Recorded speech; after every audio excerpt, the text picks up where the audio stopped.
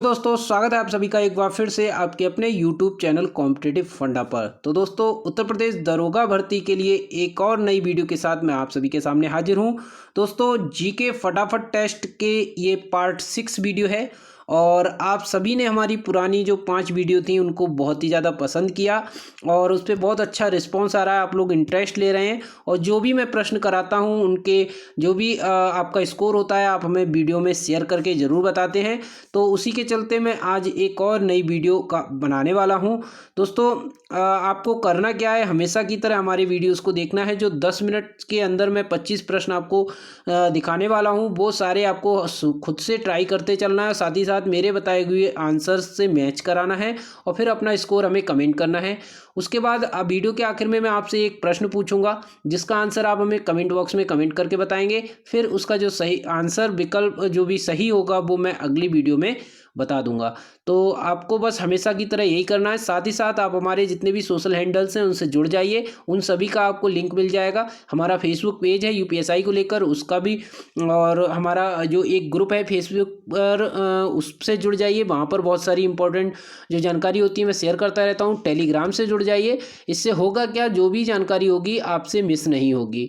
तो उन सभी के लिंक आपको वीडियो के डिस्क्रिप्शन मिल जाएंगे। साथ ही साथ मैंने यूपीएसआई से संबंधित एक प्लेलिस्ट बनाई हुई है जिसमें आपको यूपीएसआई 2021 से संबंधित जो वीडियोस हैं जो आपके लिए ज़रूरी हैं वो आपको ज़रूर देखनी चाहिए। वो सारी वीडियोस मैंने उस प्लेलिस्ट में डाल रखी हैं। तो उस प्लेलिस्ट का लिंक भी आपको वीडियो के डिस्क्रिप्शन में मिल जाएगा। वहाँ से उस प्लेलिस्ट में जो भी आपके लिए इंपॉर्टेंट वीडियो हैं वो ज़रूर देखिएगा। तो चलिए स्टार्ट करते हैं और सबसे पहले हम देख लेते हैं पिछली वीडियो में पूछा गया हमारा जो सवाल था उसका जवाब। तो यानी कल का जो सवाल था उसका जवाब सुन लीजिएगा। इसमें हमसे कल सवाल पूछा गया था कि संपत्ति के अधिकार को किस संविधान संशोधन के द्वारा मूल अधिकार से हटा दिया गया। तो हमारे ऑप्शन थे ए 42 में, बी 43 में और सी 44 में और डी 46 में। तो इसका दोस्तों जो सही आंसर था वो था ऑप्शन सी 44 में संशोधन। दोस्तों बहुत सारे लोगों ने हमें कमेंट करके इसका सही आंसर भी बताया था। अब डेली मैं ये करने वाला हूँ कि जो भी कैंडिडेट सबसे पहले हमें कमेंट करके अपना आंसर बताएगा उसका नाम मैं इस वीडियो में भी शामिल करूँगा, ठीक है। तो आपको बस ये करना है कि जल्दी से जल्दी हमारे वीडियो को देखकर जो भी आंसर होगा उसका आंसर हमें जो कमेंट करेगा, सबसे पहले जो कमेंट करेगा उसका नाम भी मैं इस वीडियो में लूँगा, ठीक है। तो चलिए स्टार्ट करते हैं और देख लेते हैं हमारे जो 25 प्रश्न हैं वो कौन कौन से हैं। तो आज की 25 प्रश्न में सबसे पहला प्रश्न हमने रखा है वो है हमारा पॉलिटी से संबंधित। इसमें हमसे पूछा गया है विधानसभा एवं विधान परिषद के वर्ष में कम से कम कितने अधिवेशन होने अनिवार्य हैं। यानी वर्ष में कितने अधिवेशन होना अनिवार्य है। तो कम से कम 2 अधिवेशन तो होने ही चाहिए, यानी एक कम से कम जो है 6 महीने का गैप तो होना ही चाहिए, अधिक से अधिक, ठीक है। 2 अधिवेशन होने चाहिए। तो ऑप्शन बी इसका करेक्ट होगा। इसके बाद दूसरा प्रश्न है राष्ट्रीय एकता परिषद एनआईसी का अध्यक्ष बताइए। तो हमारे पास ऑप्शन है ए प्रधानमंत्री, बी वित्त मंत्री, सी गृह मंत्री और डी भारत के राष्ट्रपति। तो दोस्तों इसका जो राइट आंसर है वो है प्रधानमंत्री, ऑप्शन ए। इसके बाद अगला प्रश्न है तीसरा, इसमें पूछा गया है राष्ट्रपति द्वारा राज्यसभा के सदस्यों का नामांकन का नियम किस देश का संविधान से लिया गया है। तो ऑप्शन है ए संयुक्त राज्य अमेरिका, बी आयरलैंड, सी दक्षिण अफ्रीका और डी फ्रांस। तो हमारे जो राइट आंसर होगा वो होगा संयुक्त राज्य अमेरिका, ऑप्शन ए, ठीक है। सभी लोग अपने आंसर्स जो है मिलाते चलिए और साथ ही साथ अपना स्कोर भी नोट करते चलिए कि कितने क्वेश्चंस आपके सही हो पा रहे हैं। अगला है संविधान की व्याख्या कौन करता है। संविधान की व्याख्या कौन करता है। ऑप्शन है ए विधानमंडल, बी कार्यपालिका, सी न्यायपालिका और डी राष्ट्रपति। तो ये आपको बताना है। तो ऑप्शन है हमारा सी यानी न्यायपालिका संविधान की व्याख्या करती है। इसके बाद अगला प्रश्न है राज्यसभा के सदस्यों का चुनाव कितने अवधि के लिए किया जाता है। तो ऑप्शन है 2 वर्ष, 4 वर्ष, ऑप्शन सी 6 वर्ष, ऑप्शन डी 5 वर्ष। यानी राज्यसभा के जो सदस्य हैं उनका चुनाव होता है वो 6 वर्ष के लिए होता है, यानी उनकी वो 6 वर्ष तक राज्यसभा के सदस्य बने रहते हैं। तो ऑप्शन सी इसका करेक्ट होगा। चलिए अगला प्रश्न है छठा प्रश्न, इसमें पूछा गया है पुस्तक द रोड अहेड का लेखक बताना है आपको। तो इस तरह की पुस्तक से रिलेटेड प्रश्न भी यूपीएसआई में पूछे जाते हैं। आप प्रीवियस ईयर पेपर उठा के देखिएगा, उसमें इस तरह के प्रश्न भी पूछे गए हैं। तो ऑप्शन है ए बिल क्लिंटन, वी आई के गुजराल, सी बिल गेट्स और डी टी एन शेषन। तो इसका जो राइट आंसर है दोस्तों वो है बिल गेट्स, ऑप्शन सी। इसके बाद अगला प्रश्न है, 7वां अंतर्राष्ट्रीय ओलंपिक समिति का मुख्यालय बताना है। मुख्यालय कहाँ पर है अंतर्राष्ट्रीय ओलंपिक समिति का? तो इसका ऑप्शन है हमारे पास ए लियोनास, बी जेनेवा, सी लोसाने और डी वर्न। तो इसका जो राइट आंसर है वो है सी लोसाने, सी लोसाने। अगला है, कोनिका कप किस खेल से संबंधित है? तो विभिन्न जो कप होते हैं वो भी एग्जाम में पूछे जाते हैं कि हमें बताना है कोनिका कप किस खेल से संबंधित है। तो कोनिका कप दोस्तों ऑप्शन है A badminton, B bridge, C polo, D निशानेबाजी। तो इसका राइट आंसर होगा ए बैडमिंटन। अगला 9वां प्रश्न पूछा गया है, सवाई मानसिंह स्टेडियम स्थित है। तो सवाई मानसिंह स्टेडियम कहाँ पर है? ऑप्शन है ए जयपुर, बी बड़ौदा, सी नागपुर और डी ग्वालियर। तो इसका जो राइट आंसर होगा दोस्तों वो है जयपुर। जयपुर के अंदर स्थित है सवाई मानसिंह स्टेडियम। ठीक है। अगला प्रश्न है, अंतर्राष्ट्रीय क्रिकेट टूर्नामेंट के आयोजन के संबंध में चर्चित शारजाह निम्नलिखित में से किस देश में स्थित है? तो अंतर्राष्ट्रीय क्रिकेट टूर्नामेंट का जो शारजाह है वो कहाँ पर स्थित है? ऑप्शन है ए मोरक्को, बी ओमान, सी यूएई और डी कुवैत। तो यूएई यानी ऑप्शन सी करेक्ट हो जाएगा। इसके बाद अगला प्रश्न है, चेतना ऊतक के नाम से जाने जाने वाला ऊतक कौन सा है? तो हमारे ऑप्शन देख लेते हैं, ए तंत्रिका, बी उपकला, सी पेशी और डी ए सभी। तो राइट आंसर दोस्तों होगा वो होगा तंत्रिका। तंत्रिका जो है चेतना ऊतक के नाम से भी जाना जाता है। अगला प्रश्न है 12वां, इसमें पूछा गया है, डायनामाइट बनाने में किस द्रव का प्रयोग किया जाता है? तो हमारे पास द्रव बताने हैं। तो ऑप्शन है ए नाइट्रोग्लिसरीन, बी ऑलिक एसिड, सी लैक्टिक अम्ल और डी मैलेक। तो ये हो जाएगा ऑप्शन ए नाइट्रोग्लिसरीन जो है डायनामाइट बनाने में काम आता है।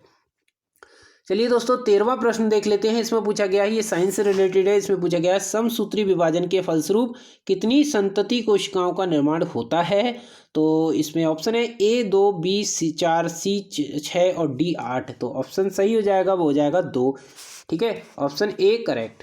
अगला है, हेमेराइट किसका अयस्क होता है? हेमेराइट किसका अयस्क होता है? ऑप्शन है ए एल्यूमिनियम, बी सोडियम, सी लोहा और डी तांबा। तो इसका जो राइट आंसर होगा दोस्तों वो होगा ऑप्शन सी लोहा। इसके बाद अगला प्रश्न है, जर्मन सिल्वर किसका मिश्रण है? जर्मन सिल्वर जो है किसका मिश्रण है? तो ऑप्शन है ए जस्ता एवं तांबा, बी पीतल तांबा एवं निकिल, सी तांबा जस्ता एवं एल्यूमिनियम, डी तांबा जस्ता एवं निकिल। तो इसका जो राइट आंसर होगा वो होगा तांबा जस्ता और nickel, option D. German silver का जो मिश्रण है वो है तांबा जस्ता और निकिल का। अगला हम बात करें शुद्ध जल का पीएच की बात करें तो जो जल का पीएच होता है दोस्तों वो होता है, आपको बताना है, ऑप्शन है 6.4, बी 6.6, सी 6.9, डी 7। तो शुद्ध जल का पीएच है वो होता है 7, ऑप्शन डी।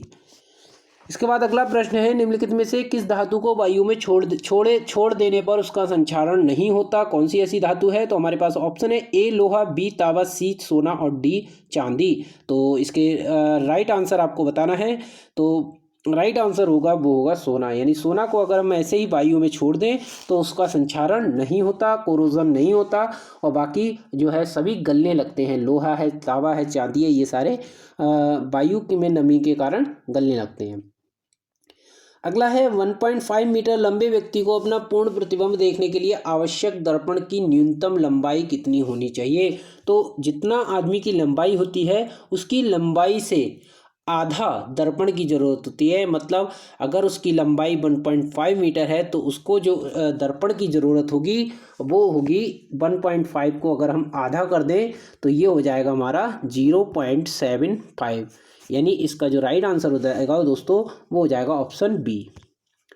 अगला है, चाबी भरी घड़ी में कौन सी ऊर्जा होती है? चाबी भरी हुई जो घड़ी है उसमें कौन सी ऊर्जा होती है? ऑप्शन है हमारे ए गतिज ऊर्जा, बी स्थितिज ऊर्जा, सी यांत्रिक ऊर्जा और डी स्थितिज ऊर्जा। तो देखो इन्होंने बताया चाबी भरी हुई है, यानी भरी हुई है उसके बाद क्रिया नहीं हो रही, भर चुकी है, तो वो हो जाती है स्थितिज ऊर्जा। यानी वो कौन सी ऊर्जा हो गई? स्थितिज ऊर्जा, ऑप्शन बी। ठीक है। इसके बाद अगला प्रश्न है हमारे पास, प्रकाश वर्ष क्या है? प्रकाश वर्ष क्या है, किस चीज़ की इकाई है? तो ये बहुत ही थोड़ा सोचने में इसको नाम में कुछ ऐसा डिफरेंस है जिसकी वजह से लोग कंफ्यूज हो जाते हैं, लेकिन जो साइंस पढ़े हुए हैं उनको पता रहता है। तो आपको करना क्या है, आप ऑप्शन देखिए, ए है हमारे पास दूरी का, बी समय का, सी प्रकाश तीव्रता का और इन सभी का। तो लोग क्या कंफ्यूज रहते हैं कि प्रकाश वर्ष मतलब क्या है, तो यहाँ पर समय का लगा देते हैं या फिर प्रकाश की तीव्रता मान लेते हैं, लेकिन ये जो इकाई है वो है दूरी की इकाई है प्रकाश वर्ष, यानी दूरी मापी जाती है प्रकाश वर्ष में। जो बहुत ज़्यादा लंबी दूरी होती है, जैसे कि पृथ्वी से सूर्य की दूरी हमेशा प्रकाश वर्ष में मापी जाती है, उसको हम किलोमीटर में मापेंगे तो बहुत ज़्यादा हो जाएगा। इसको कम जो है इसकी बड़ी बड़ी जो दूरियां होती हैं वो प्रकाश वर्ष में मापी जाती हैं। इसके बाद अगला प्रश्न है 21वां, उत्तर प्रदेश में पैरा ट्रूपर्स ट्रेनिंग स्कूल किस नगर में स्थित है। बहुत ही अच्छा प्रश्न है दोस्तों। पैरा ट्रूपर जो ट्रेनिंग स्कूल है वो कहाँ पर है, वो दोस्तों है आगरा के अंदर स्थित, ऑप्शन ए। इसके बाद अगला प्रश्न है, उत्तर प्रदेश में अनौपचारिक शिक्षा योजना शुरू की गई। अनौपचारिक शिक्षा योजना कब शुरू की गई, ऑप्शन है ए 1977, बी 1975, सी 1985, डी 1966। तो इसका जो सही आंसर है दोस्तों वो है 1975, ऑप्शन बी। इसके बाद अगला 23वां प्रश्न पूछा गया है, कुषाणकालीन कला का सर्वश्रेष्ठ संग्रह निम्नलिखित में से किस संग्रहालय में स्थित है। तो इसमें ऑप्शन है ए लखनऊ, बी वाराणसी, सी मथुरा और डी सारनाथ। तो जो संग्रहालय है मथुरा का उसमें स्थित है कुषाण कला का सर्वश्रेष्ठ संग्रह, ठीक है। इसके बाद अगला हम बात करें, निम्नलिखित में से कौन सा लोकगीत किस दिए गए स्थानों से सुमेलित नहीं होता। तो हमारे पास जो लोकगीत दिए हुए हैं वो जो सुमेलित नहीं होते, तो अगर जैसे हम बात करें ऑप्शन ए की कजरी बनारस, ये सुमेलित नहीं होता। लेकिन अगर हम बिरहा की बात करें तो लखनऊ कानपुर में होता है, होली ब्रज में होती है, नौटंकी हाथरस में होती है। तो हमारे पास जो हो जाएगा ए होगा कजरी बनारस, इसका सही आंसर। चलिए इस वीडियो का आखिरी प्रश्न देख लेते हैं, और ये 25वां प्रश्न है, और इसमें पूछा गया है कर्मा किस क्षेत्र का लोक नृत्य है। तो कर्मा जो है किस क्षेत्र का लोक नृत्य है। तो ऑप्शन है ए सोनभद्र, बी महोबा, सी मथुरा, डी खहेरी। तो इसका जो राइट आंसर है दोस्तों वो है सोनभद्र। तो ए इसका करेक्ट आंसर हो जाएगा। तो दोस्तों आपने जो है 25 क्वेश्चंस किए होंगे, उसमें आपके कितना स्कोर किया आप हमें बताइए। अगर जैसे आपका 20 आउट ऑफ 25 आया है तो आप हमें कमेंट में कमेंट करके बताइए। जितना भी आपका स्कोर आया है नीचे वीडियो में हमें कमेंट करके बताइए। साथ ही साथ अब मैं आपसे आज का एक प्रश्न पूछने वाला हूं जिसका सही आंसर आपको हमें बताना है। तो देख लीजिएगा, ये हमारा आज का प्रश्न है। इसमें पूछा गया है ईवीएम में अधिकतम कितने प्रत्याशी हो सकते हैं। इस ईवीएम जो होती है इलेक्ट्रॉनिक वोटर मशीन जो होती है उसमें कितने प्रत्याशी हो सकते हैं। तो इसका आपको सही आंसर बताना है। हमारे पास ऑप्शन है 16, बी 32, सी 38 और डी 64। दोस्तों इसका आंसर आप हमें कमेंट करके बताइए, और इसका जो सही आंसर जो भी होगा मैं आपको अगली वीडियो में बताऊंगा। और दोस्तों हमारे चैनल पर अगर आप नए हैं और चैनल को सब्सक्राइब नहीं किया तो चैनल को सब्सक्राइब कर लीजिए और बेल आइकन को प्रेस कर लीजिए, जिससे आने वाली हमारी सारी वीडियोस की नोटिफिकेशन आपको मिलती रहे। और वीडियो को अगर अभी तक लाइक नहीं किया तो वीडियो को लाइक ज़रूर कर दिया करिए। बस साथ ही साथ वीडियो को अपने दोस्तों तक शेयर करिए, जिससे कि ज़्यादा से ज़्यादा लोग हमारे साथ जुड़ सकें।